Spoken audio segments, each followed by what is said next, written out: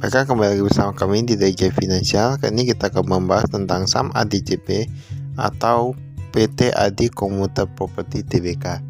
Nah, ini kita lihat laporan keuangan yang kuartal ketiga sudah keluar. Ini kalau kita lihat di sini ya, ini sebenarnya saham ADCP ini bukan saham gocap ya, karena kali ini dia berada di gocap harga 50. Ini ada direktur utamanya ada Rizkan Firman, kemudian Director of Finance Management NHC yaitu Ahmad Wahid Abdullah. Jadi ini alamat kantor mereka ada di Jalan Pengantin Ali nomor 88, tepatnya di Jakarta Timur. Nah, kemarin Kotesan ini baru IPO 2022, lalu harganya terus turun menjadi 50 ya. Kita lihat gimana dengan keuangannya sebenarnya ya. Ini kalau kita lihat di sini ya, yaitu satuan penuh tapi bentuk itu rupiah.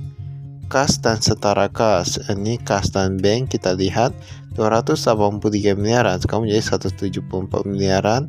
Persediaan dia meningkat dari 3 triliunan menjadi 3,2 triliunan. Nah, dia akan meningkat total aset lancarnya 3,4 menjadi 3,5 triliunan. Nah, ini kan berarti persediaannya ini ada meningkat kurang lebih 100 miliaran ya. Kalau mau kita bilang pun kayak 150 miliaran hingga 160 miliaran.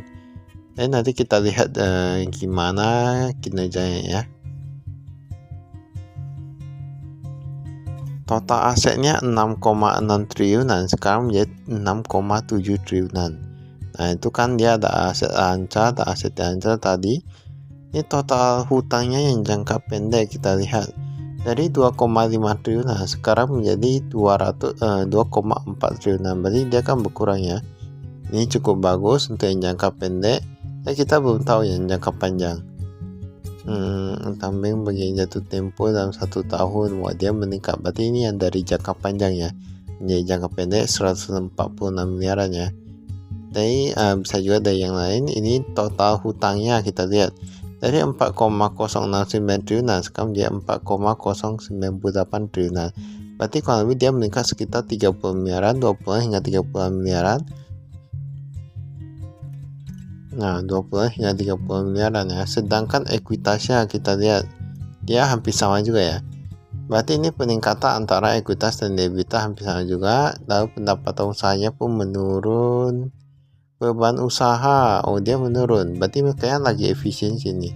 Penghematan, penghasilan lain-lain dia meningkat. Nah, ini yang kita nggak tahu entah dari mana kenapa bisa meningkat 2 miliaran menjadi 18 miliaran.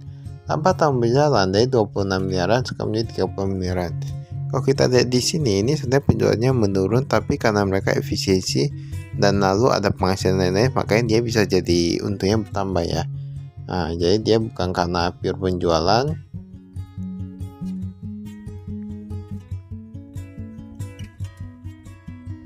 Ini kita lihat arus kepala pemasok. Nah, bahkan dia menurun dari tahun lalu. Tahun lalu ada sekitar 479 miliaran, sekarang menjadi 440 miliaran. Tapi walaupun begitu, kita lihat persediaannya dia meningkat. Dia meningkat kurang lebih 100 miliaran ya tadi ya. Nah, kita nggak tahu ya sebenarnya persediaan itu dia karena harganya naik atau gimana. Nah, jadi gak ada yang tahu, atau kuantiti yang naik. Nah, itu perlu kita cermati juga. Di sini ada komisaris utamanya yaitu Heri Adianto, kemudian komisarisnya ada Ahmad Afandi. Ini udah berbeda nih. Dulu komisarisnya Tajuk Waskito, sekarang Ahmad Afandi. Nah, ini ada sedikit perubahannya untuk manajemennya.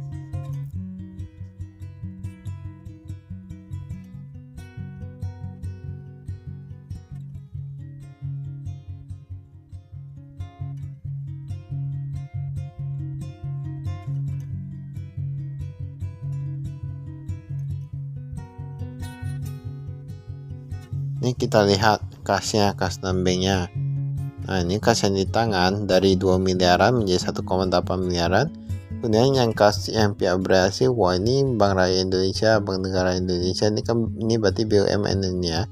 Ini saya gampang aja nengok perusahaan BUMN atau enggak, lihat aja pihak berhasilnya. Kalau pihak berhasilnya itu bank-bank yang umum ataupun bank-bank pemerintah, bank sentral ataupun yang lainnya, itu berarti dia apa ya? Dia memang BUMN. Ini ada deposito berjangka. Nah, dia ada segi perubahan tapi totalnya itu menurun ya.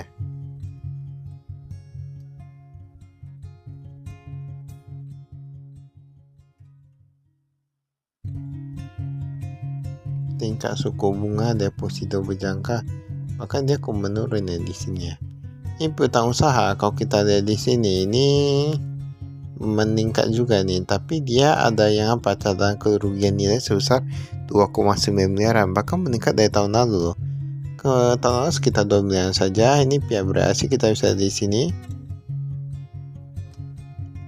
Nah, jumlah pihak berasing dari 300-an juta sekarang menjadi 1,9 miliaran, dan yang pihak ketiga kita lihat sekitar puluhan miliaran ya, 20 miliaran. Ya kalau kita lihat di sini ini sebenarnya gimana ya, masih oke lah ya untuk apanya, karena pihak berasing agak sedikit. Untuk piutang usaha berdasarkan proyek, nah ini kita lihat ada di sini untuk properti dan lain-lain. Ada hotel Grandika Jakarta, Semarang, Medan.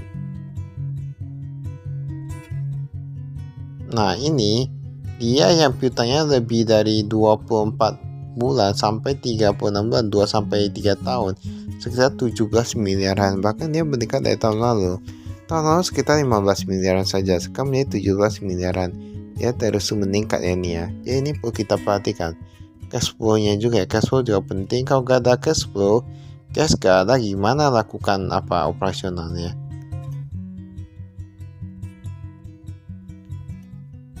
Persediaan aset real estate meningkat, hotel dia meningkat juga, tapi kita gak tahu ya ini sebenarnya dia meningkatnya dari mana, dari harga atau gimana ya. Makanya kami agak suka untuk beberapa perusahaannya laporan keuangannya itu. Dia ada cantumkan luas lahan, luas area, dan lain gitu ya. Nah itu ada tuh beberapa perusahaan properti yang kayak gitu.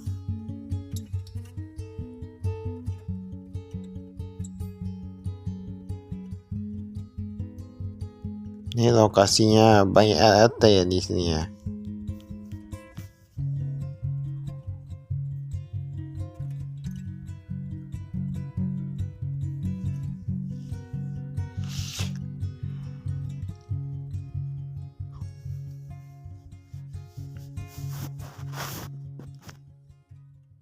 Ini utang usaha.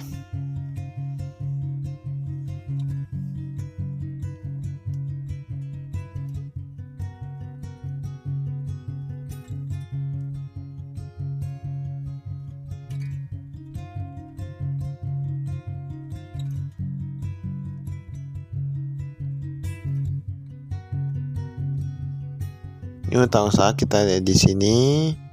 Pihak berasing. Oh, bahkan pihak berasing lebih banyak daripada yang pihak ketiga ya. Dan ada orang bersama juga. Ini sebenarnya dia sudah mulai menurun ya untuk utang usahanya, cukup bagus. Pendapatan diterima di muka kita lihat di sini. Dia meningkat. Pemain di RT City Tibet sekitar 200-an miliaran. Hotel kita lihat Hotel Grandika Medan ini paling rendah di sini yang diterima di muka ini ya. Ini jadi kalau kita mau lihat untuk pendapatan yang kali ini, nanti kita lihat harusnya tadi disebutkan lagi di akun yang lain. Ini untuk obligasi.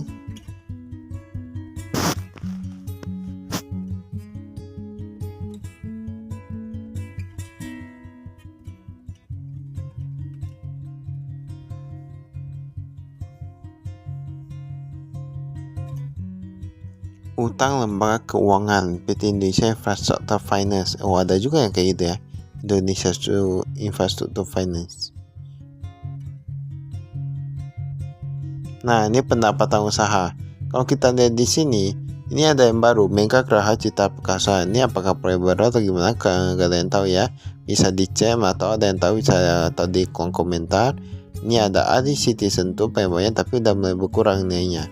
Hotel yang paling banyak itu berapa? Hotel Grandika. Data Hotel Grandika Jakarta ini pendapatannya paling banyak. Yang kedua itu yang di Medan, Hotel Grandika Medan sekitar 20 miliaran. Ketiga itu Hotel di Semarang. Nah, kemarin sebenarnya angkanya itu gak apa, yang Medan sama Semarang kayak gitu beda, tapi sekarang sudah mulai meningkat ya. Yang apa, yang Medan. Ini kita lihat penghasilan nenek ini minus 13 miliaran, dia berkurang juga ya. Mengapa bisa berkurang? Karena ada yang lain pendapat, dia ada berkurang yang lain. Ini beban keuangan lain-lain. Maka itu saya ada kami sekian, terima kasih, saya investasi.